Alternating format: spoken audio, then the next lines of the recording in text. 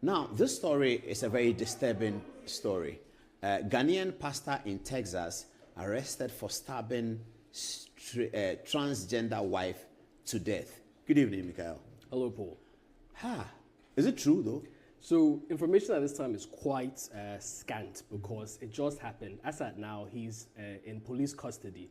I've not found major news outlets reporting on this. So, as at now, we've had what we would call blog sites, tabloids, and so on. So, it is most likely true because a lot of people are talking about it. But we've not found major news sites talk about it. BBC has not said anything about it. CNN has not. It's just Ghanaian sites that talk about things in the US and so on that are. So, for now, maybe it's gossip. But it is information. It's beginning to look like it's true. Okay. Yes.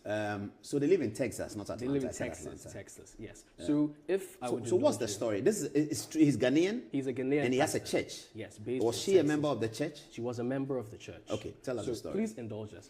Could you just read for the benefit of a shocking incident has shaken the Ghanaian community in Texas, USA, after a pastor named Isaac allegedly stabbed his wife Sandra over 40 times to death. Unfortunately. The tragic event occurred after Isaac discovered that Sandra was a transgender on their wedding night.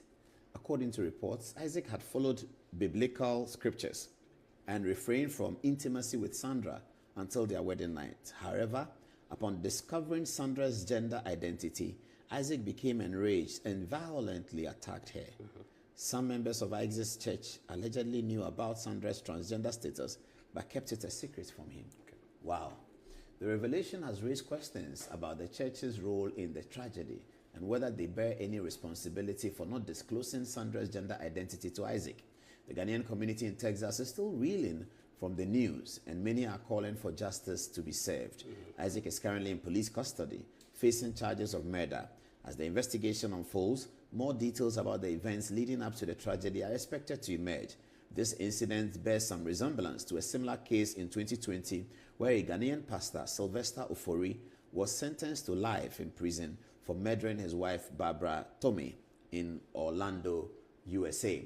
The Ghanaian community is still grappling with the implications of this tragedy, and many are calling for the greater awareness and acceptance of LGBT plus individuals within the community. So now give us the story. Let me go back to the photographs. So as I said, the information is quite scant, but what happened is a pastor, a man of God, a Ghanaian based in the US, was courting a member of his church. Some people might have some concerns with that, but that's what was happening. And then later on, they found themselves married because of his beliefs, because he was a devout Christian, devout man of God. Did you get that? Information is not out there yet. Very little. So we're still waiting. Was it his first marriage or don't know? Most likely, because nothing has been stated. Okay. So because he was a Christian, he didn't believe in sex until marriage. On the night of the wedding, he discovered as they consummate. You know, upon marriage, you consummate the marriage. Yes. So what happened? What could have happened? They were going to begin consummation of the marriage. Yes. And then he sees something that was very, very shocking to him. What he would not expect to see when you go with someone you believe is a woman, your wife, to consummate the marriage. Hasn't he completed the process?